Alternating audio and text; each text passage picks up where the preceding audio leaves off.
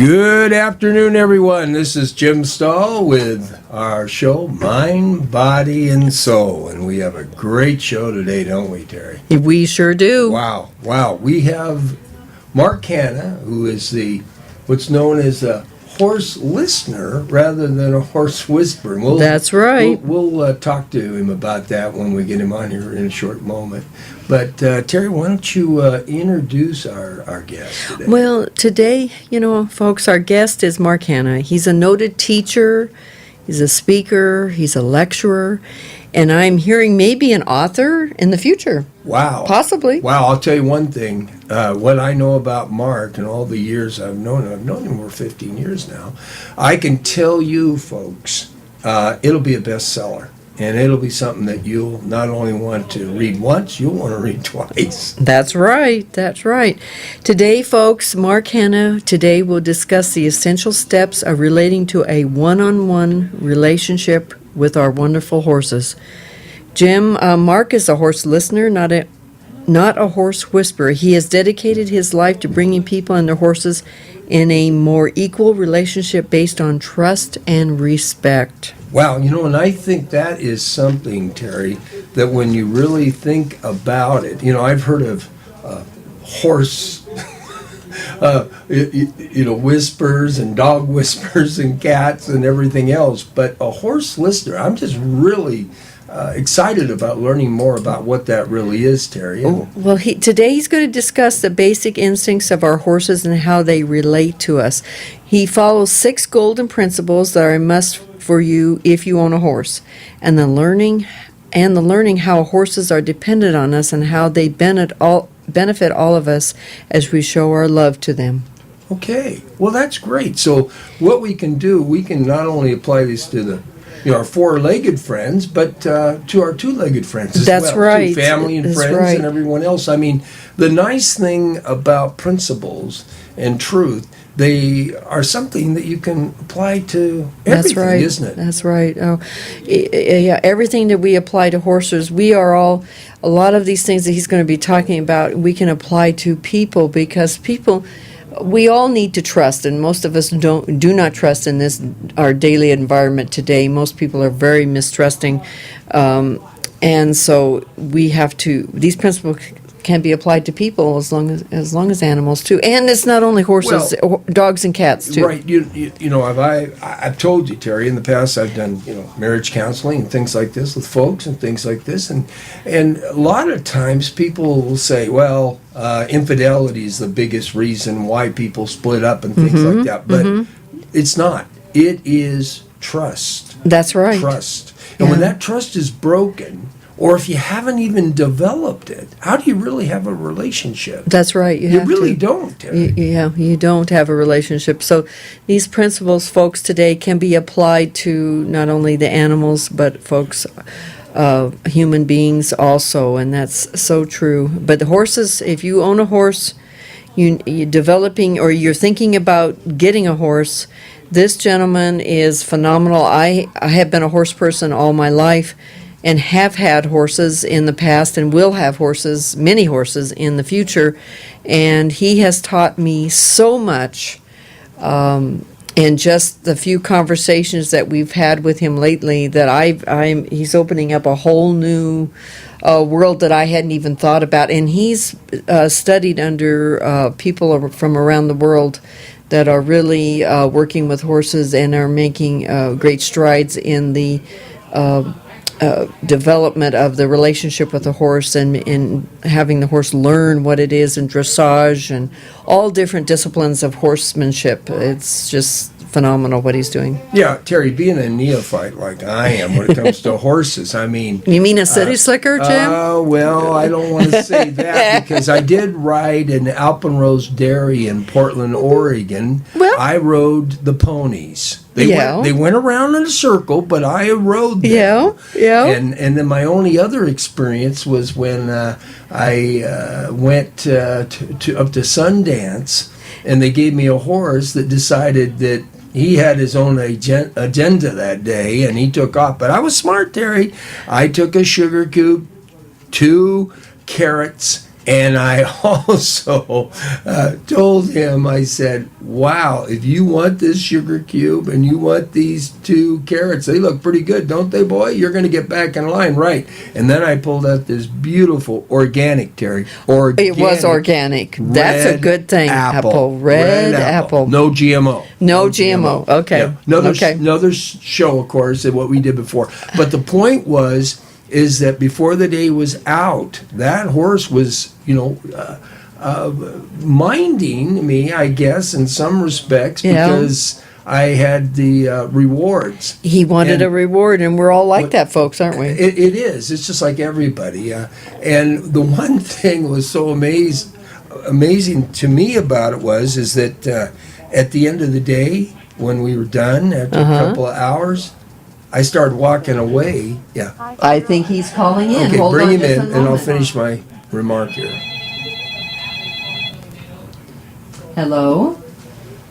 Is this Mark? Hi, is this Teri? This is Terry. Hi, Mark. This is Jim. How are you? How are you? Oh, Wonderful, wonderful. I'm just finishing my remark, but at the end of the day, that horse came up and nudged me, and he said, hey, you didn't give me the carrots. You didn't give me the carrots. I didn't.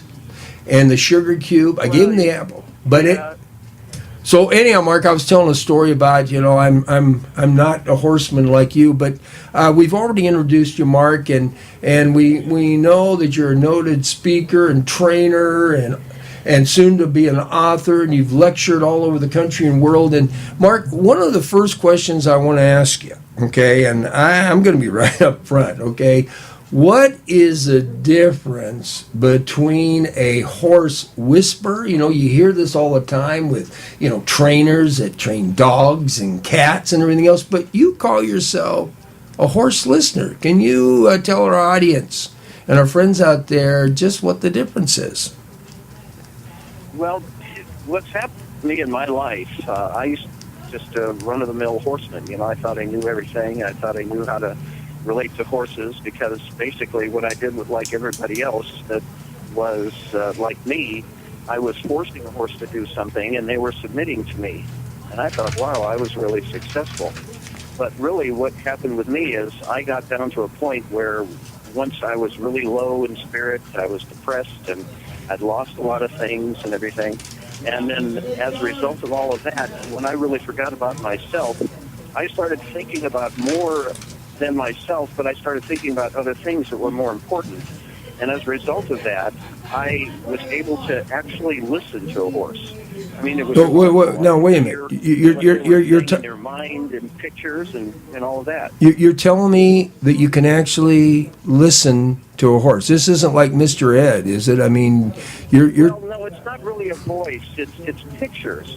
Pictures. And as many years that I've been with horses, what I've been able to do, and I know a lot of other people have done this because they're with horses all the time, and they develop innate instincts.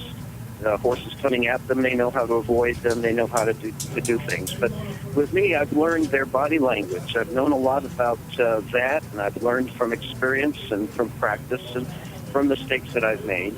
And I've also learned how to listen to them by how they look and what they're doing as they're standing around in their stall. Are they stomping their feet? Are they flicking their ear? Are they moving their nostrils? Are they standing abrupt and looking at you kind of funny? All of those things are that's body language. But there's one thing that's more interior. There's one thing that's spiritual that I've learned. And what is that, Mark? What is that? What is that?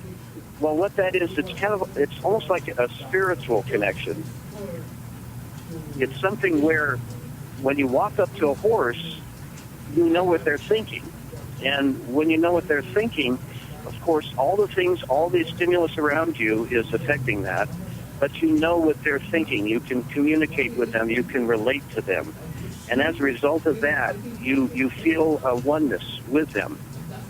And of course, what happened then, once I started feeling that way, I realized that all the things that I had done in the past weren't really relevant and didn't really work because I wasn't getting that joy that I was feeling as a result of, like I was just talking about, that one-on-one relationship. Mm-hmm. Mm-hmm.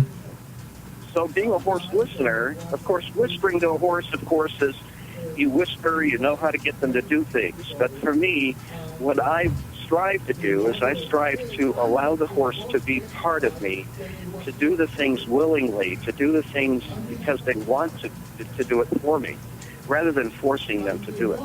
Okay, so And there's a lot of...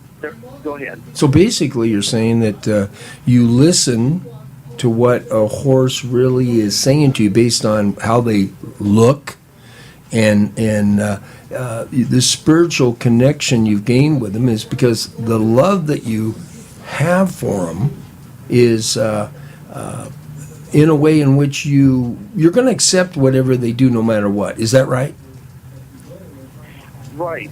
Well, like you were saying earlier about how the horse looked at you and said, well, you didn't give him a carrot. Right. Well, of course, you can get a horse to do anything because he's going after the carrot. You can teach him to do things. But when it's more than just that, it's how they feel about you, the fact that they need you, and all that sort of a thing. Now, and as I explain a lot of things today, I want to caution people to not really anthropomorphize their horse, not to think that they love you and that they're missing you and they have the same emotions, of course, that us people have, that humans have, because horses are different. Literally, they're different than people, and they have things that guide them as well as people do. And if you'd like, I can start by just basically explaining those differences. Yeah. Why don't we, Terry? There's 6 things, 6 principles. I Yeah, believe. Mark, you talked about 6 golden principles that are a must for if you own a horse. Correct. Now, those principles are very important. And what I need to do at first is just to explain a few things that have to be understood before you apply these principles. Okay. Because now, for me, I've loved horses all my life, and there are a lot of people out there that have loved horses all their life. They feel like they can't do anything without them, and they're a part of their lives. And that's wonderful, because that is what drives us. That's what wants us. That's why we want to be with them. But more than that, what we want to understand is that horses have been with us forever, literally thousands of years. Our civilizations have been built on their backs. Mm-hmm. They've pulled our plows, Yes. they've pulled our wagons, and they are freight and everything. And as a result of that, what we've done is we've literally gotten a connection with them that's more than just, they're not an object like a machine that you can change, but they're an actual living being that has been part of our lives that help us in our makeup. So they're literally, we can't do without them. So here we are now in the years that we're now mechanized, and we go through wars and everything. And back then, during Civil War and the First World War, we used horses as cavalry. And you get these city boys that have never been on a horse before. You've got to do something with that city boy and the horse to make them work together. And literally, as a result of it, they would do things that were just simply, okay, step 1, 2, 3, 4, you get on a horse, you sit on it, you take it to go, you pull it to stop, you turn this way and that way, and you pull it to stop, and everything's fine and dandy. But as a result of it, literally, the horse and the rider become a machine, and we've lost that connection. So what we're trying to do, and a lot of people in this country and a lot of people around the world that have gotten this, that have really gone through that epiphany, that they found out that horses are more than just a machine, that they have a spirit, and that they can do so much more if we work with them. And I wanted to emphasize, I work with these people. I don't compete with them. We're all in this together. We're doing it as one, striving to make it better for our horses and for betterment of those horses. So basically what you're saying knowing is that. yes. Basically what you're saying is that there are other people out there that have great expertise, and you're working with them to develop again a relationship with our horses, or all animals for that matter, so that we Absolutely. can understand them and they can understand us. Is that right, Mark? Is that what you're saying? Yes, indeed. Because where I came from, as what I used to do with my horses, it was really. I hope that when I meet them in heaven, that they'll forgive me. that they'll come running to me and say, hey, I understand you've made a change, and now that you're trying to help other people to get out of that rut that they're in. Because keep in mind, what I'm doing is I dabble in a lot of different disciplines. I'm not an expert in one discipline like dressage or reining or something like that. What I do is I'll meet with people that are in these disciplines, and I'll help them to get over humps or plateaus where they've found that their horses aren't working well with them. And literally what I try to explain to them is that usually it's they that are the problem. They haven't gotten over certain things that are things that get in the way, are little obstacles to get in the way between you and your horse. So I'll help them understand how to get through those obstacles naturally. Now, mind you, natural horsemanship is coined, and it's been coined by a lot of people. And that basically means that what we're going to do is we're going to strive, literally, to work with our horse. And this is the first principle. It's to foster a more equal relationship based on trust and respect. And that's where we can learn from each other, the horse and the man. So this is the first. Not only do we, This is your first principle in your six golden principles, right? Is that what we're talking about? Yes. So That's correct. Now, these principles that I'm putting out here are immutable principles. They're principles like the Ten Commandments. They're things that if you do them, they always work, because that's like nature.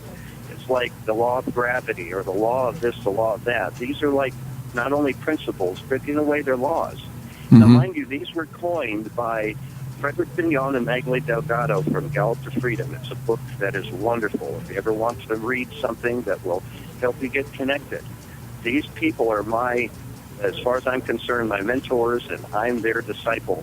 I want to go out and tell the world about what these people are espousing. Why don't you tell us, how do you get a horse to respect you? How do you get a horse to respect you? Well, when I say an equal relationship, there are two things that happen. You can either dominate a horse, and of course then as a result of that, you're going to get a horse to submit to you, because really horses are they're adaptable, and they can be easily easily manipulated. Okay. So as a result of that, they'll submit to you, but they're not going. Once they submit to you, you basically diminish anything that they're about to do, because they only do it mechanically. They do it because they say, okay, I'm going to do it because you told me, and if I don't do it, you're going to do something that will be very uncomfortable. Okay, so literally when I say becoming more equal, what I want to do is I want to gain an equal relationship that I can then have a horse that will trust me so much. Trust. I think that's the key. Going to want to do with me. Yeah, that he does. I want to do with them. And it's not just one-sided. I want to constantly think of them as a horse, as an individual with learning capabilities, with everything that God gave them and every talent that God gave them. So that one-on-one relationship, which is equal, is what I strive for all the time. Now, mind you, I have to, in doing this and developing this relationship, I have to put down parameters. I have to put down certain things that you can't do, horse. You can't step on me, you can't bite me, and you can't do anything. Just like a mother would do when raising their child. Because in essence, what I'm doing is I'm raising a child. I'm raising them to learn things because supposedly I know better. But at the same time, I want this child to be free. I want this child to be free to choose for themselves what's right. Now, mind you, we as men and people, we have free will. But a horse literally has certain things that are very important to them. And it's important to point these things out, because in understanding this first principle, you need to know that we as humans, we're a predator. And you know what predators do? Predators grab things and eat them. They chase them down, they hold them down, and they eat them. They are just insatiable. That's what predators do. They go after something and they get it. But horses are prey animals. they're animals that are literally chased down and eaten. Or if they don't survive, literally, they're part of the digestive system of a predator. Okay, so there are two different things that happen with these, a predator and with a prey animal. Now, you have a prey animal that is always going to seek safety.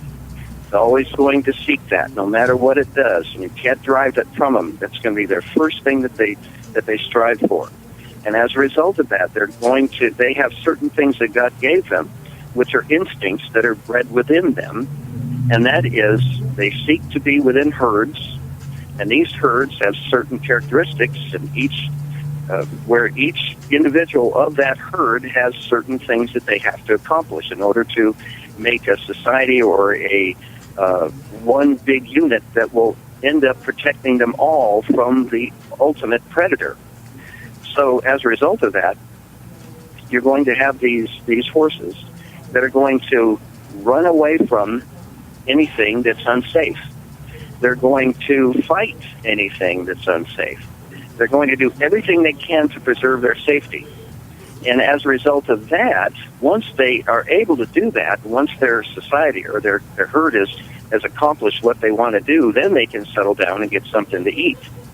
And when they do that, of course, it's their next thing they need, because they can't have energy unless they eat. Well, so what basically, Mark, I let me see if I'm understanding you.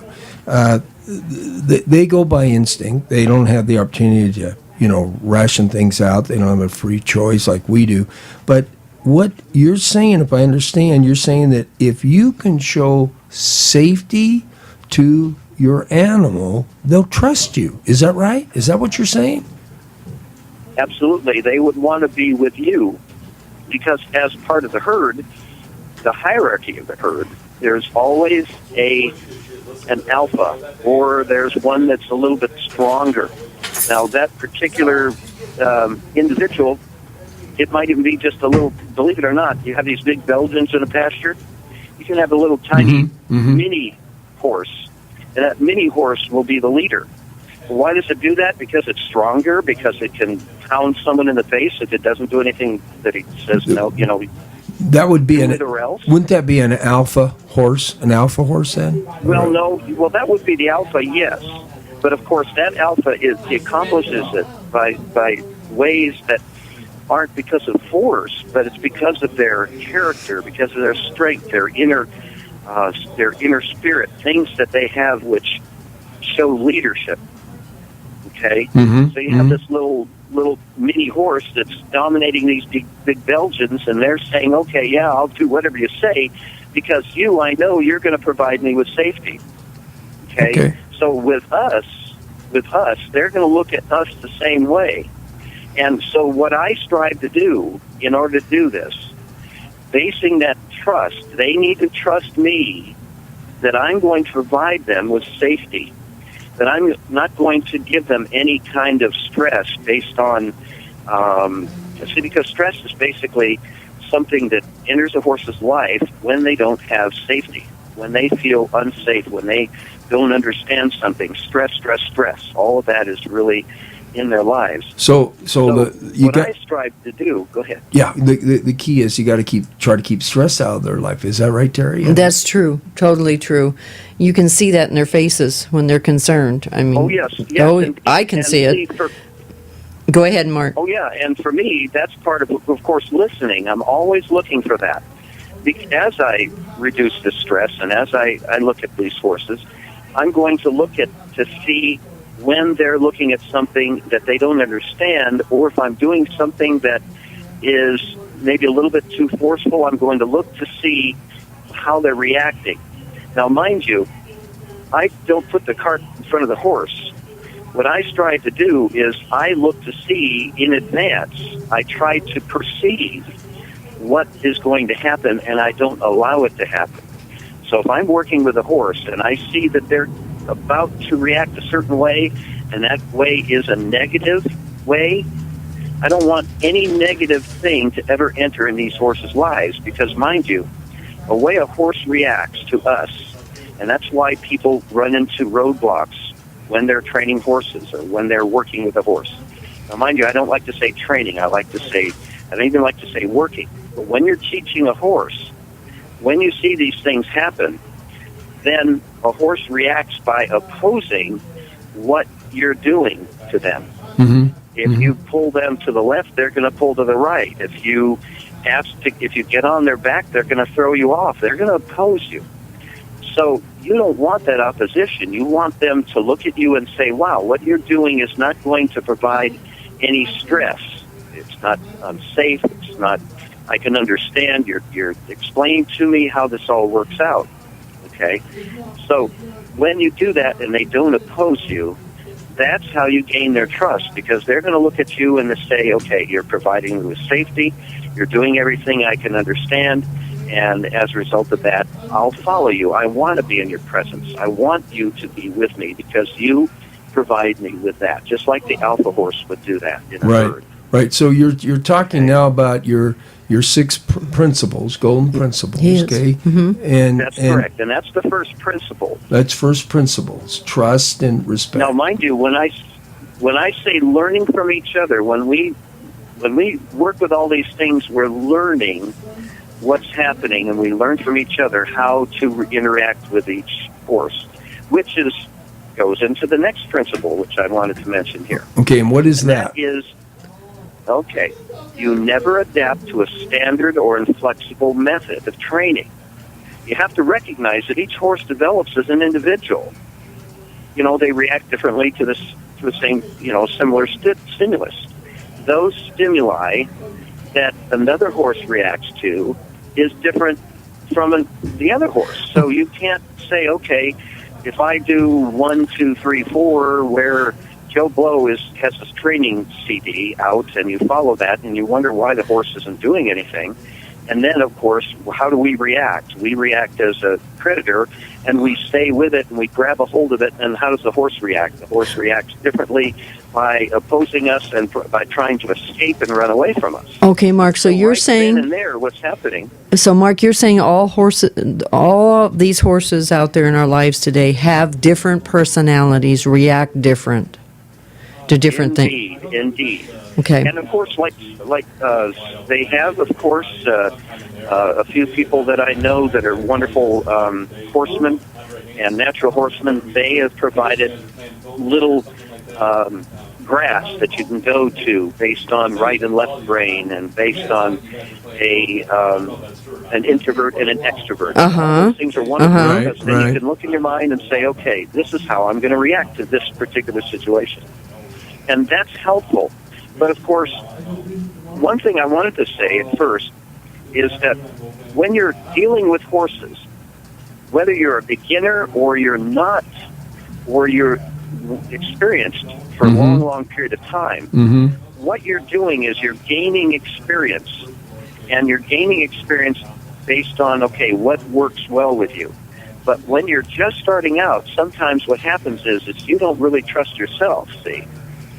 So you have to keep that in mind in everything that you do as you're working with a horse. You have to say, okay, gosh, maybe I just don't understand this. And you sit back and you say, I don't quite understand that. I wonder what I did wrong.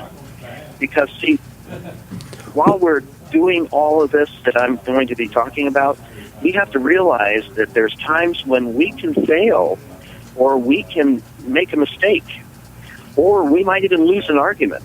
But we have to be willing to do that. Well, let me jump in on that. Now, you're saying, like human beings, we all learn at different levels and different abilities and talents and everything else. But you're saying that even though there are different personalities, and as we were talking before, you said even if a horse doesn't get it right away, you just say to them, that's okay. If we don't get it today, we'll get it tomorrow. Just kind of elaborate on that. I think it's important. And that, in fact, that's the fourth principle. And what that is, it's basically you have to be patient with these horses. And never really push too fast. And if you're so insistent, if you do that insistently, Basically, the horse is going to rebel. It's going to get an opposing reaction. But then, on the other hand, you don't want your horse to get bored, so you just say, okay, you've got it. Okay, let's go do something else. Now, what I look at that is, if I'm working with a horse, and let's say, I'll give you an analogy. Okay, Say, why don't you do that? I'm on a path. Mm-hmm. Okay, I'm on a path, and I have a rock in my way, and I know I can squeeze by that rock, but it's really uncomfortable. Okay, but I don't want to, I'm really not that strong, so what I'm going to do is I'm going to push it about an inch. And then I'm going to walk around it because I was able to get around it, but it was kind of uncomfortable. Okay, now I'll go by that rock just kind of innocently every day and move it an inch a day, and by the time a week's gone or 2 weeks are gone, the rock's totally out of the path. But looking at a horse is the same way. If you introduce something that may be uncomfortable and difficult in a little way, just a little bit, and introduce it to them, and then you go away because they look at that and they say, wow, that wasn't too bad, but we made it. And then when we come back to it, they're going to look at it and say, golly, that's interesting. This is what we did last time. And then the horse, each day, it's almost like they want to go over there. I remember putting my horse in a round pen with a pedestal, and I'd let her go liberty, and she'd run over there and jump on the pedestal. She thought that was great. And that's what you want, see. Now, mind you, if my horse got on the pedestal right away, I'm not going to go over and practice to make sure he does it perfect because he's going to get bored and not want to do it. So what I just said at first, literally, what happens is the horse wants to do it because of the fact of that principle, and that is always be patient, never push too fast. That's or right. too insistently, and on the other hand, not to allow the horse to get bored. And this is because you, like you said, you have respect and the trust, the safety factor, again, the horse has in you. You understand it. All horses learn at a different level. Okay, and They're just like people. And then what was the third one again? Your principle was that third one. You said that. Well, the third one. What I did is I bypassed the third one to go to the fourth one. Let's go back to it. Now, let me mention one thing. It's really important. Remember, I said based on trust and respect. Mm-hmm. How do you gain respect? That's because you keep your word. You're a man of word and man of your principles. And the respect comes from the fact that you are immovable in certain principles that guide your life. In other words, you're always thinking about the horse first. Always, always, always. Okay, now, based on that, I can go into this one. The number 3 is to reduce stress as well as to become a safe, trusted haven for your horse. Now, what does that mean, Jim? What do you think about that? I don't know. Terry, what does that mean? I mean, you're a horse person. A safe haven? What's a safe haven for a horse? Well, to have enough food, water, a place, an environment where they sleep at night, where they can feel safe. And where they are during the day is safe. Yes. I mean, I guess just the basics. But tell us, Mark, what the rest of it is then. Okay, well, now what that is, you're basing that on their environment. But, of course, if you go and you look at what is the nature of a horse, they don't understand something, they want to be safe, they run away, they fight, they do everything they can to survive, okay? And then so if you look at it, what's happening is when you have provided them with those needs that are taken care of, they look to you first rather than running away. They look to you and say, hey, should I run away, Dad? And I say, nope, there's a danger over there, but it's okay. Trust me. Mm-hmm. And they go, wow, okay. Wow, that was good. And they'll stay with me. And it's remarkable. It's really something when you gain that trust. And when you gain that ability for them to come to you for that safe haven. Imagine you're out there on a trail, and the horse rears and spooks because of a rattlesnake and throws you on the ground accidentally. Well, what if the horse runs away, goes home, and leaves you there? Gee, that's nice. Thanks. That's probably what would happen to me. I'm going to tell you right now. The horse would say. A lot of people. Yeah. And then, so imagine, though, if that happens, the horse comes back to you and protects you from the snake. or is so comfortable in your relationship that they look at you first before they spook at the horse, at the snake, and they don't rear. Okay. Now, mind you, they reared because that's their instinct. They're trying to protect themselves and all that. But in another way, think of it.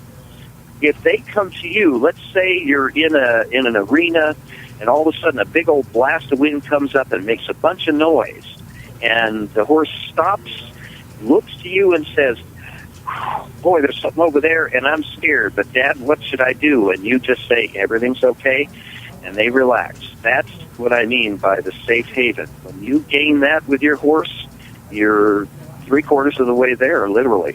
Now, Mark, I have a question. Now, When you say everything's okay, do you think that they understand the words "everything's okay" and pat them on the neck, or what do you do? well, mind you, it's the way that they read you, because horses read your body language. Mm-hmm. You might say a word, and they might understand the word. But literally, it's the way that you come across. It's your That's way true. of being. I believe that. Well, And it's I how agree. you relax. It's your gestures then? Is it your and also your voice, your It's temperament, all of that. It's everything? all of that They read combined. all that. They It's read all it of that all. combined. They Okay. read all of that. They read and all of that. course, at first, because they know, and see, this is why, like I was saying, when you're with horses for a long time, you gain these innate abilities to read a horse.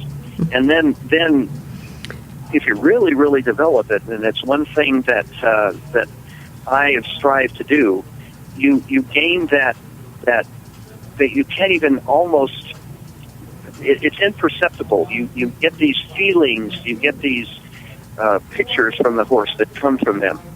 And that's what you feel, that's what they feel. And as I go through this, because see, I don't have enough time to go into each training method and how do you do with this horse and that horse and whatever. Well, this is But literally, this is just a one-on-one training today, and we can have you back Absolutely. for some more additional training, because- immediate, and some of the because, best, see, this right, is Terry? something- Oh, yes. Yeah, see, this is something that understanding these things helps.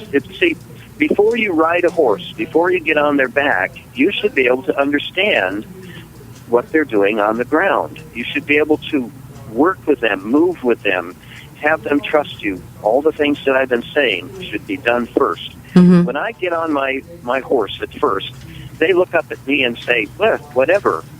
And I say, well, gee, that's really neat. I'm not on the ground.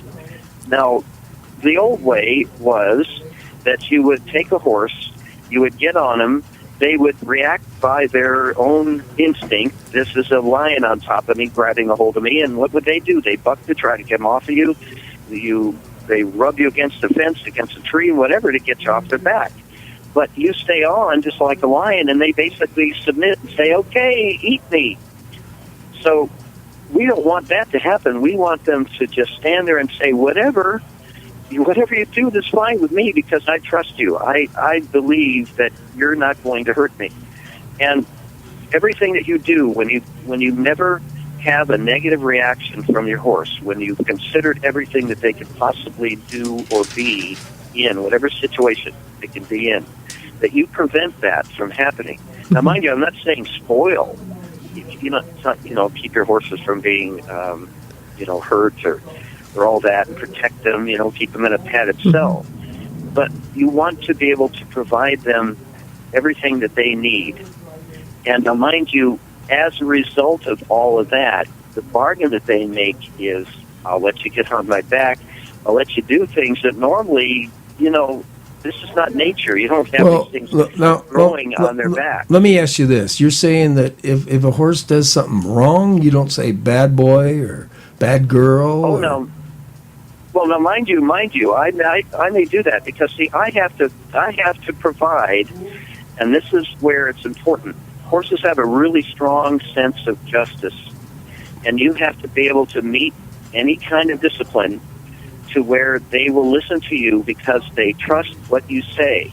Now, mind you, if I'm working with a young stallion, and that stallion's being a little bit, uppity, and he's really going beyond the marks, there's rules that I've given, don't bite, don't kick, and don't run over the top of me, if they trust me in the first place, if I provide a little bit of a discipline, and let me relate this. Let's say a mare has a colt that's being just like this. Mm-hmm. A mare will say, "Hey, kid, cool it," and slap him with a tail. And the colt says, "Mom, sure." Then the next thing, what does the kid do? Strives a little harder. The mare kicks the kid. And the baby says, "Well, it's nothing." What is the next thing? A bite, okay? And then the baby says, "Okay, Mom, I got it." Well, what happens next time when that baby does the same thing? You think that baby's going to, unless he's really precocious, you think that baby's going to react the same? What's Mom going to do but just look at that kid, and the kid's going to say, "Okay, Mom, whatever you say." Mm-hmm. But now, mind you, when I say that they have a sense of justice, if I have a horse, let's say I have a colt that nipped at its neighbor, and I say, "That's not right, don't do that," because I'm working with a couple horses in the arena. If they do that and I discipline them, if next time he goes to do it but doesn't do it and I react the same way, that horse is going to look at me and remember that because I didn't do it justifiably. So I have to justify everything that I do in use of any kind of aids, anything that I do. Okay? Okay, now, Did that answer your question? yeah, basically. So if you can't justify what you're doing, the horse, again, we're getting right back to trust, aren't we, Terry? Again, Yeah, you're getting back to trust. Trust is everything in any relationship, and I guess it's as much In animals as it is humans. as Oh, humans. it's in anything. And you know what's interesting with this is, see, we have a horse now in its environment that isn't natural. It's not a big old field where they're out there roaming free. We have them in places where they can hurt themselves, in box stalls and fences and things they can put their feet through, run into things, blah, blah, blah, all these things that, oh my gosh, it's not natural. So what we have to do, hopefully, is provide them with learning lessons based on principles I was saying before, teaching them how to live in our world. Because that's the thing. That's the one big thing about these horses is we have a free will. They don't. They exist in our world, and we have to provide them with a way to exist in our world. But at the same time, we have to understand them so they can exist harmoniously so we don't force them to react in opposition to us. Now, this is one thing that's really important, this next principle. And this is the fifth one. Fifth one? Well, this one relates to what you're just saying. Okay. I never use force or become angry. If I do that, then the horse turns off and says, "Wait a minute. They don't understand anger. They don't understand anything momentary. If something happens and I discipline, poof, it's done. It's forgotten. The horse forgets about it. Literally, I can't sit there and belabor the fact because then what they're going to do is they don't understand what anger is. Anger is something that we exhibit where we are out of control of ourselves and we can't control ourselves. And the one thing that I've learned when working with horses, and the epiphany that I received 20 years ago, is that horses are individuals, and we cannot react like we do as predators, and we cannot act with our emotions like we do. We have to totally be under control all the time. And we have to say, okay, if I'm going to do this to you, you're going to react a certain way. And this is because I'm a human being and I have flaws. And as a result of that, this horse is reacting that way. So you're constantly looking at yourself. How am I going to be a better person in reacting or acting? Because horses respond by not being acted upon, but by react. Well, that plays in with human beings too. I mean, I can relate to my own father. I can only remember maybe half a dozen times in my entire life I got a spanking, but just to have him say, "Jimmy, I'm disappointed in you," because I had such respect and trust, like you're talking about, Mark, for horses. I had that with my father, and when he said that was worse than getting a spanking. I'd rather have a spanking than have him say, "I'm disappointed in you, son, and how are we going to take care of this problem?" And Absolutely. I think that what you're talking about plays over in not just with our horses, but with people too. If we're not in control of our emotions, we're not going to have Exactly. the benefits and I would say the opportunity for blessings, right, Terry? That's that right. come when That's you right. when you treat anyone, whether Yes. an animal or a person, with love and respect, and that's what Mark's really talking I about think it is. here. And I agree. Keeping it Yeah. out of a forceful type of thing. I think it's so important that what you're saying, Mark, is that we can apply that is in everything we do. We shouldn't be forced or force anyone else to do anything, but we should show them by love, persuasion, and with great service that they understand that this is for their good. Right, Terry? That's right. Well, this comes back Right. to And- free and- agency too. Yeah, it really does. Now there's something that I've learned, and when I teach, when I guide, when I become their decider, I decide what's best because hopefully I know what's better for them. Mm-hmm. Okay, to exist in our environment. What I'm doing is I'm striving to provide to them certain guidance, and that guidance might have to be a swish of the tail, like a mirror would do. But what I do is if I apply an aid, if I apply some kind of pressure, now pressure is very interesting with a horse. Now talk about use that. pressure. Talk about how. Yeah, we use pressure to guide our horses. Mm-hmm. And He's right. pressure is just things that they get in their environment. They get that in their herd. They're pushed around by their alphas, the pressure, and they learn how to respond to it. Now, what we do is we guide them with pressure. We apply that with things that we do with maybe our words, with our energy, with our actual force against them. Literally, horses do everything opposite of what we do as predators. If we push against them, they push against us. If we pull against them, they pull against us. They pull away from us, And so they do things opposite. So what we're striving to do is we're striving to help them, to teach them that they don't have to react that way, number one, because they trust us. What we'll do is we'll apply pressure. We'll slowly increase that pressure until they respond. And then when they respond to go away from that pressure, we'll completely let it go. We'll back off.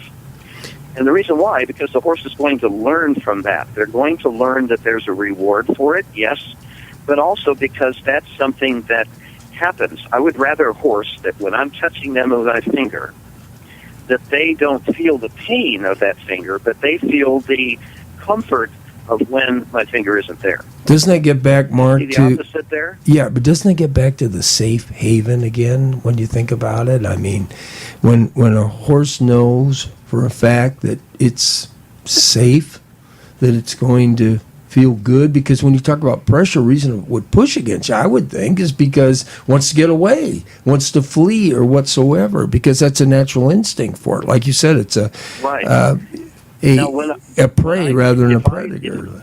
Predator, like you're saying. Yeah, now if I'm teaching a horse, if Mhm. I'm on its back, what I want to do is I'll apply pressure, but I have to at first, because I'm teaching them, I have to exaggerate a little bit. And just to show them, this is what I want. I want you to move away from my leg, let's say. Once they move away from that pressure and I release it, I want to slowly diminish, and I don't like that word. I'd like to slowly take away any pressure where it's like from 10 to 1, Mm-hmm. Mm-hmm. amount of pressure, where eventually all I have to do is think about the pressure and the horse responds to it. That's my goal ultimately. I want my horse to respond to my thinking. At first I have to apply pressure in exaggerated forms, and gradually I slowly go away from it.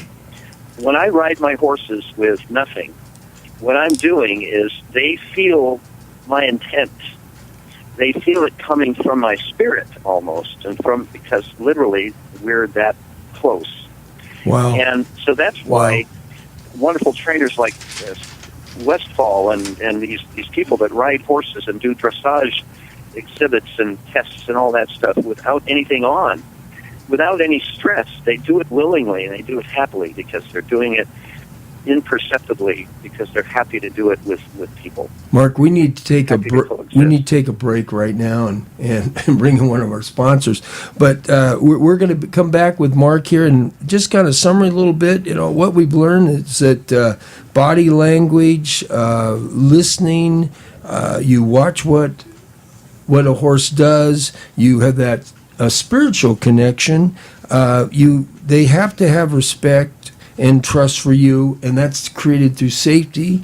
And you need to be immovable. You need to be a person that has great morals, but also someone that they know for a fact that you're going to give them that safe haven. And when you teach your horse, make sure, keep the negatives out of it and the emotions. I think that's important for everyone. And then, of course, pressure.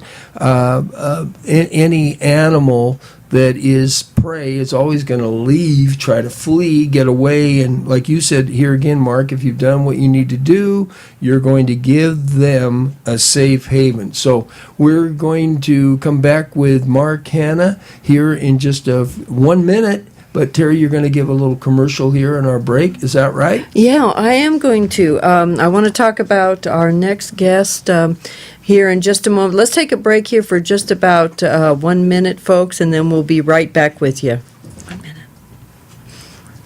Or 2 minutes. We're going to take a break for 2 minutes. 2 and 2. We'll be back with you. Okay, 2 and 2. Hold on just 1 moment. We'll be back.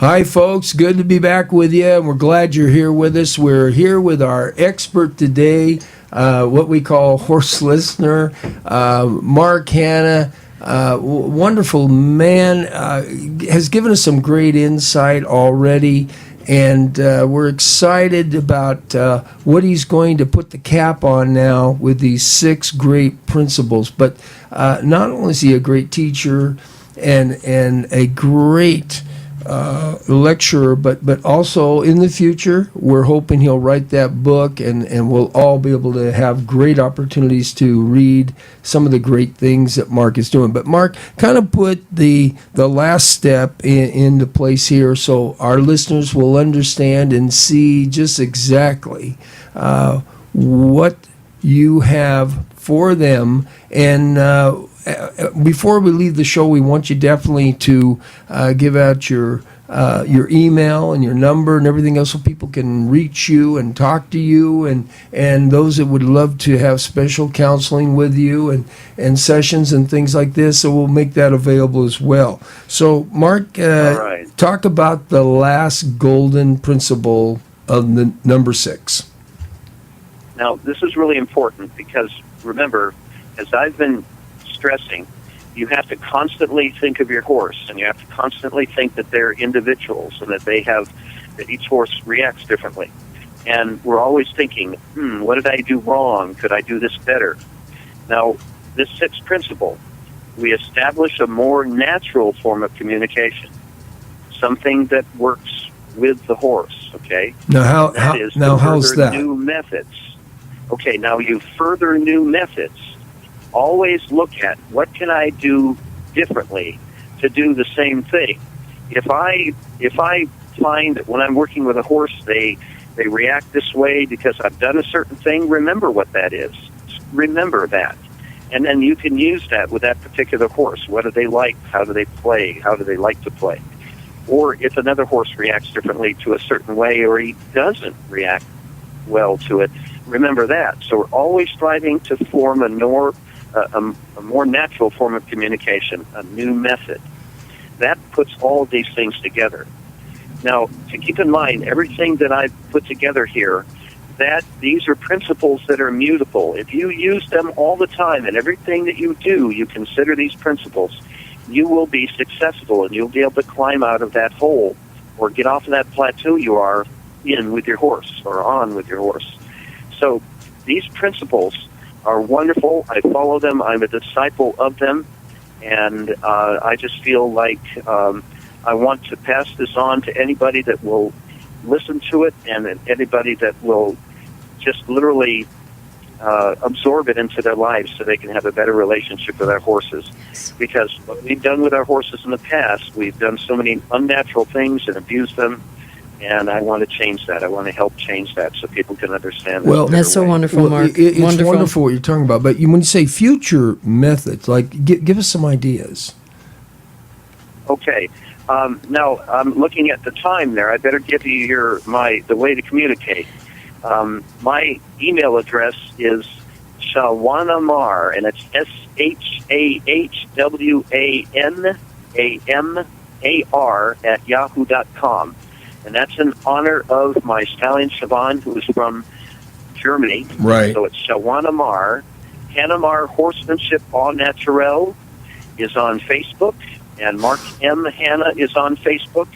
And you can tune into those things and look at the different principles and the things that I believe in other sections. And the nice thing is, Mark, you post things every day for everybody to be able to see and understand and learn and grow and enrich their relationship with their sweet horses. And it's just great. And I will go anywhere, anytime, and do clinics. I want to pass this on throughout the world. So I'm available. So anybody out there who has an interest in a kindred spirit who wants to help me, I could sure use some financial help also because, we definitely on that. And I want to do this 100% of the time. I want to pass this on. It's a valuable thing. I believe that God gave me this gift. He did give you a gift. Well, I'm amazed. I mean, I've never seen anybody can ride a horse without a saddle, like it's nothing. But you have that relationship with your horses in such a way that they trust you, that they won't buck you. Yes, that's right. I know for me, like Teri always calls me a city slicker. I probably would get thrown, but Mark, when you're talking about new methods that you're developing and other people that you're drawing from and everything else, give us some little tidbits, so we can maybe use these and utilize them with our animals. Are you still there, Jim? Yeah. Just kind of give us some idea of what you're talking about when you talk about new methods. You're talking about new methods. Okay. What are you exploring now? If I'm working with a horse, and what I've found is that they react differently when. Let me give an example. If I'm working with a horse, and that horse likes to do a certain thing, I'm not going to discourage them. I'm going to say, okay, go ahead and do it. Let's work with it. Let's use that as a tool. I'm going to search for things that they enjoy. I'm going to give them pleasure. And in the meantime, once I work with them, I'm going to ask them to do a certain thing, And if they trust me, if they want to be with me, they'll work hard because that's the relationship they built with us. So in developing these new methods mean that, gosh, if this horse, I have to blow up a water balloon and throw it at him, and he likes to do that, gosh, I'll do that. I mean, literally, that's what I mean. If a horse likes to bounce a ball or open up gates, I mean, my goodness, you have to put gate-proof, things that the horses can't do that. But literally, you can use all these things. Be creative in how you communicate with your horses, because every horse is different, and you have to really consider that, and you have to strive to think, what is it that I can do with this particular horse? Just because someone else said, okay, this is what works, tried and true, and your horse just sits around and says, what? Every horse is different. Every horse is different. Mark, kind of sum up. Exactly. We just got the word from our engineer, John. He said we've got 1 minute. We got to sum things up. Okay. So just sum everything up in the last hour we've had. 1 minute. What would you tell people that they need to do to be better horsemen? The thing that's important is to understand that we are different than our horses, and that our horses respond to us when we react to them naturally. When we strive to take away stress in their lives, when we take away danger from their lives, and we explain to them what we're doing, and not help. So when they don't understand anything, we explain it to them. When we do all that, we're going to improve our relationship, and we're going to have a one-on-one relationship for the rest of our lives with these horses, and they will continue to grow, and they'll live with us the rest of their lives as a continuous growth spurt. Wonderful. Stopping. Wonderful, Mark. Hey, we sure appreciate you today, don't we, Teri? Oh, we sure do. And I do want to add, we have Jim, you have your website, jimstall.myzija.com. I also want to add, we have a lady in Oklahoma who is actually feeding moringa to her horses, and she's having wonderful results with that moringa. Her horses are just eating it right out of her hand. We have that available on our website? Yes. We will? Well, we will, but we can also, someone can also call us. So it's www.jimstall, STULL.myzija, right? ZIJA.com. And I also want to add, folks. I want to thank everybody that's been listening. My friends on Facebook, and Jim, I love you guys. Well, we love you too. And we've really enjoyed this time with you, Mark. Again, you're a great teacher, speaker, lecturer. There's nobody that knows more about horses than you do, because you love them all. And we've just enjoyed this hour with you, and we look forward to having you back. Yes, we will have you back, Mark. So we definitely will. But thanks again, Mark, for everything. And Teri, you're going to kind of give an introduction to our speaker on Thursday. Is that right? Our speaker on Thursday will be Brian Grubb. We call him Mr. Ritz-Carlton. Ritz-Carlton? Yes, that's because he used to be with Miss Ritz-Carlton, and this man is phenomenal, and we'll tell you more about his teaching methods on how to motivate people. Simple things, I guess. Simple, very, very simple, but he is so powerful. And for a number of years, he was noted around the world. And his speaking engagements were a minimum of $25,000 or more to work with individuals, businesses, and corporations. So I'll tell you, folks, you need to be here. You're going to learn a lot about how to make yourself better and also create that business you've always wanted in simple ways. And BG, we call him, he will definitely wow you and give you some great information. Great things. So we definitely thank you, Mark. Mark, we You're welcome. appreciate you. Thank you very much, Teri. It's always great to have you here. Oh, thank you so much. Better half. And folks, we sure appreciate you. We want you to know always we want you, we need you, and we love you unconditionally. And we really appreciate those emails and telephone calls that are coming in about shows you'd like to see and comments and what you've liked about our shows so far. And just keep telling people, we really think it's so important that everybody needs to be educated on what the truth is. And when you have the truth, Like I always tell people, you can make decisions from a power of strength rather than weakness. And too many great people out there are making decisions on weakness, not strength. So let's give them the knowledge and the understanding that they really need. And if we do that, the world will be a better place, won't it? God bless you all, and we'll see you on Thursday, right here, 2 o'clock Pacific Standard Time, and we'll have our guest, BG, or as they call him, like Terry said, Mr. Ritz-Carlton. Ritz-Carlton. Bye-bye for now, folks. Thank you. Thank you. Thank you. Thank you. Thank you. Thank you. Thank you.